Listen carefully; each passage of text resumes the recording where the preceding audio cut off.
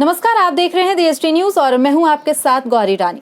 प्रत्येक वर्ष 21 जून को अंतर्राष्ट्रीय योग दिवस मनाया जाता है। आज इंटरनेशनल योगा डे है और आज पूरी दुनिया योगमय है। प्रधानमंत्री नरेंद्र मोदी ने ही इस दिन को अंतर्राष्ट्रीय योग दिवस के रूप में मनाने का प्रस्ताव भी दिया था।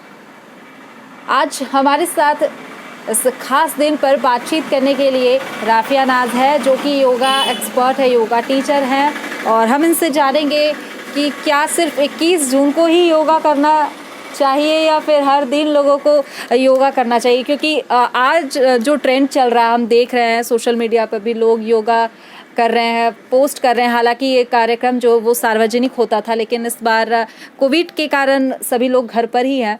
तो कहीं ना कहीं एक हम कहते हैं कि आप भी इस चीज़ को मानती होंगी कि आज योगा डे है, तो लोग अपनी फ़ोटो पिक्चर्स को सोशल मीडिया पे डाल रहे हैं, लेकिन क्या वो पर डे योगा करते हैं या नहीं? क्योंकि अभी हम जब ऑफ कैमरा में बात कर रहे थे, यही हम लोग डिस्कस कर रहे थे कि लोग जागरूक हो जाएंगे अगर हर दिन योगा करेंगे तो ज़रूर फिट रहेंगे, लेकिन सिर्फ एक दिन योगा करना कितना सही है? सबसे पहली बात है कि पूरी DST न्यूज़ टीम को योग दिवस की हार्दिक शुभकामनाएं। और ये जो सवाल आपने उठाया है कि योग क्या केवल एक ही दिन होना चाहिए? नहीं, योग हमारा 365 दिन होना चाहिए। और जिस प्रकार से आज लोग क्रेज़ दिखा रहे हैं, जिस प्रकार से आज 21 जून योग में ही है, उसी प्रकार से 365 दिन योग में ही होना चाहिए। क्योंकि योग हमारी भारतीय संस्कृति है, और जिस प्रकार से पूरे विश्व ने बाँह फैला करके योग को अपना लिया, तो हम भारतीयों के लिए गर्व से ये सीना चौड़ा करने की बात है कि जब विदेशियों ने हमारे योग को अपना लिया और वो अंतर्राष्ट्रीय योग दिवस के साथ साथ अन्य दिन भी योग दिवस के रूप में मना रहे, तो हम क्यों पीछे हटे अपनी भारतीय संस्कृति को अपनाने और भारतीय संस्कृति को डेली रूटीन में शामिल करने से? बिल्कुल। कोरोना इस पैंडमिक में हम देखें कि योगा हमें कितना फ़ायदा पहुंचाया है, और कोरोना के बाद से योगा के तरफ लोगों का झुकाव भी देखने को मिला है। इस बात को आप मानती हैं? क्योंकि कोविड से आप भी ठीक हुई हैं, कहीं ना कहीं आप भी मानती हैं कि योगा आपको रिकवर करने में बहुत ज़्यादा फ़ायदा पहुंचाया? कोविड से मैं रिकवर होने में बहुत मुझे फ़ायदा पहुंचाया, क्योंकि मेडिटेशन से आपके लंग्स स्ट्रांग रहते हैं, आपकी बॉडी में इतनी ऑक्सीजन रहती है, आपकी बॉडी मीन्स आप मानसिक रूप से भी, अगर कोविड होता है तो आप मानसिक रूप से भी डिस्टर्ब हो जाते हैं, परेशान हो जाते हैं। डिप्रेशन, बहुत सारे लोग आफ्टर कोविड डिप्रेशन के पेशेंट बन गए। बहुत लोग कोविड के पहले डिप्रेशन के पेशेंट बन गए, ये सोच करके कि कोविड है। तो योगा हमें मानसिक रूप के साथ शारीरिक रूप से भी स्वस्थ रखता है, सेहतमंद रखता है। और जैसा कि मेरी बात आपने कही कि कोविड से रिकवर होने में मुझे योगा ने बहुत सहायता दिया, क्योंकि मुझे ऑक्सीजन की ज़रूरत नहीं पड़ी। और मतलब ये ऊपर वाले की मेहरबानी है कि रिकवर हो गई और बहुत जल्द रिकवर हुई। बिल्कुल।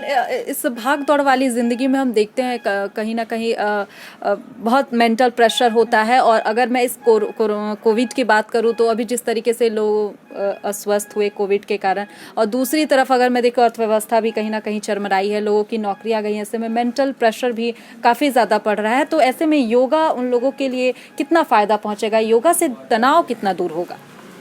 देखिए, योग मतलब बहुत सारी चीज़ों का समावेश होता है, जिसमें कि आसन और प्राणायाम भी आता है। योगासन और प्राणायाम, तो प्राणायाम अगर आप रोज़ाना करेंगे तो आप डिप्रेशन से दूर रहेंगे। क्योंकि प्राणायाम को अगर हम संधि विच्छेद करके देखते हैं तो प्राणायाम का अर्थ क्या होता है? प्राण जोड़ आयाम। मीन्स प्राण मीन्स क्या होता है? जीवन। आयाम मीन्स क्या होता है? विस्तार करना। तो जब जीवन का विस्तार होता है तो वो क्या होता है? प्राणायाम। और प्राणायाम मुख्यतः किस पे निर्धारित रहता है? मुख्यतः निर्धारित रहता है श्वसन क्रिया पे। तो जब हम अच्छे तरीके से प्राणायाम करेंगे तो हम जो मेंटली जो लोग डिप्रेस्ड हो जाते हैं, तो वो डिप्रेशन से निकल पाएंगे और पूर्ण रूप से मानसिक रूप से वो स्वस्थ रहेंगे और शारीरिक रूप से भी वो स्वस्थ रहेंगे। जो लोग अभी भी योगा को बहुत कॉमन देखते हैं, उन लोगों के लिए क्या सुझाव देना चाहेंगे आप? उन लोगों के लिए यही सुझाव देना चाहूँगी कि आप जैसे दवा पे डिपेंडेंट है, आप जैसे दवा खा रहे हैं, तो आप अगर आप रोज़ाना योग करेंगे तो दवा आपका छूट जाएगा। मीन्स आपको दवा की ज़रूरत नहीं पड़ेगी, क्योंकि जिस प्रकार से दवा है उसी प्रकार से योग है। और योग क्योंकि हमें विरासत में मिला है, मुफ्त में मिला है, तो बहुत सारे लोग सोचते हैं कि अरे मुफ्त की चीज़ है तो कद्र नहीं होती। पर अब बाहर जा कर के देखिए कि किस तरीके से योग की इज़्ज़त और कद्र की जाती है। तो हमें भी ज़रूरत है कि योग की कद्र करें और अपनी दिनचर्या में शामिल करें, जिससे कि हम स्वस्थ रह सकें और योग को एकदम गांठ बांध लें कि हमें योग करना है और स्वस्थ रहना है, और कोई भी व्यक्ति अछूता ना रहे योग को। हर एक व्यक्ति तक योग पहुंचाना है, चाहे वो सुदूर ग्रामीण क्षेत्र के लोग क्यों ना हो। ने कहा कि अब अभी के इस दौर में भाग दौड़ वाली ज़िंदगी में लोग जो है वो दवाइयों पर सिमट कर रह गए हैं, तो ऐसे में योग जो है वो दवाइयों से भी मुक्ति दिलाता है। तो जिस तरह हम देखते हैं कि कई बार जो अंग्रेज़ी दवाइयाँ हैं वो भी साइड इफ़ेक्ट करती हैं, तो क्या योगा के भी कुछ साइड इफ़ेक्ट होते हैं? सबसे पहली बात है कि अंग्रेज़ी दवाइयाँ जिस तरीके से साइड इफ़ेक्ट करती हैं, योग भी हर एक शरीर के लिए अलग अलग है। तो अगर मान लीजिए कि कोई हाई ब्लड प्रेशर का पेशेंट है, वो जल्दी जल्दी सांस ले लिया तो उसको दिक्कत करेगा योग।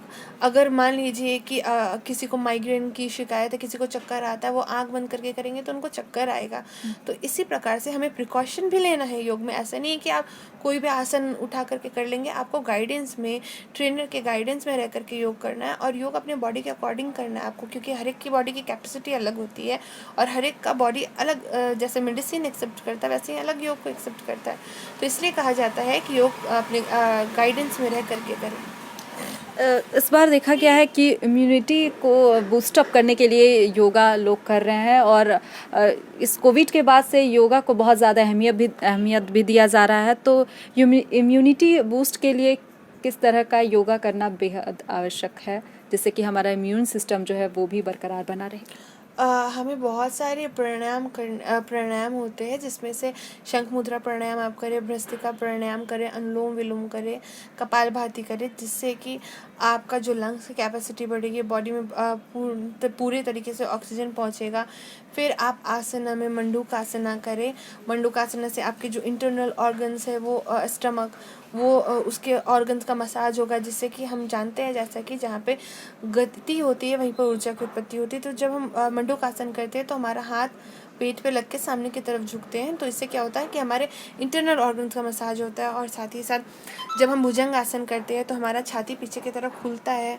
तो खुलने से क्या होता है कि हमारा लंग्स की कैपेसिटी बढ़ती है, लंग्स हमारा मजबूत होता है, जिससे कि हमें कोविड जैसे बड़ी से बड़ी मुश्किल से लड़ने में सुविधा मिलती है, और हम लड़ के जीत भी जाते हैं जंग योग के ज़रिए। और सबसे बड़ी बात ये है कि अगर आप जब भी योग करें तो योग को आप सही विधि से करें, जिससे कि आपको योग फ़ायदा पहुँचाए, और रोज़ाना योग करें। जाते जाते हमारे दर्शकों को क्या कहना चाहेंगे योग को लेकर? DSD न्यूज़ के सारे दर्शकों को सबसे पहले तो मेरी तरफ से और मेरी योगा बियॉन्ड रिलीजन की पूरी टीम की तरफ से अंतर्राष्ट्रीय योग दिवस की हार्दिक शुभकामनाएं। और आप सभी रोज़ाना योग करें, योग को अपने दिनचर्या में शामिल करें, ना केवल 21 जून, 365 दिन योग करें। और हर एक मज़हब के लोग योग कर सकते हैं, क्योंकि मज़हब नहीं सिखाता आपस में बैर करना।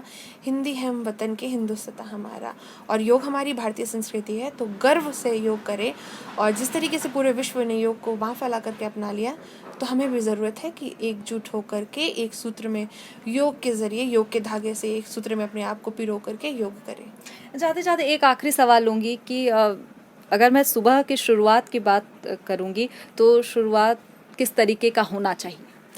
सुबह का जब हम शुरुआत की अगर बात करेंगे, तो हम जगने के बाद सबसे पहले तो हैंड्स रब करके, आँख के ऊपर रख करके, खुश होकर के अपनी आँखों को खोलें, क्योंकि ये भी एक योग है।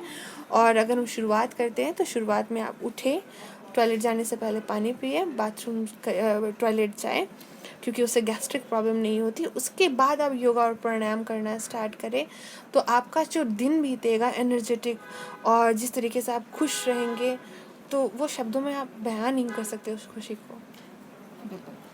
तो ये हमारे साथ राफिया जी बात करी थी, जो कि योगा एक्सपर्ट हैं, योगा सिखाती हैं, और बहुत सारी अच्छी जानकारियाँ जो हैं योगा को लेकर हमारे दर्शकों को दी। उम्मीद है आप भी अब अपनी दिनचर्या में योगा को ज़रूर अपनाएंगे, स्वस्थ रहेंगे, अच्छे रहेंगे, और इस कोविड से लड़ने के लिए योगा भी बहुत अहम भूमिका निभाया है। फिलहाल इस खबर में इतना ही। तमाम और खबरों के साथ बने रहने के लिए देखते रहें DSD न्यूज़।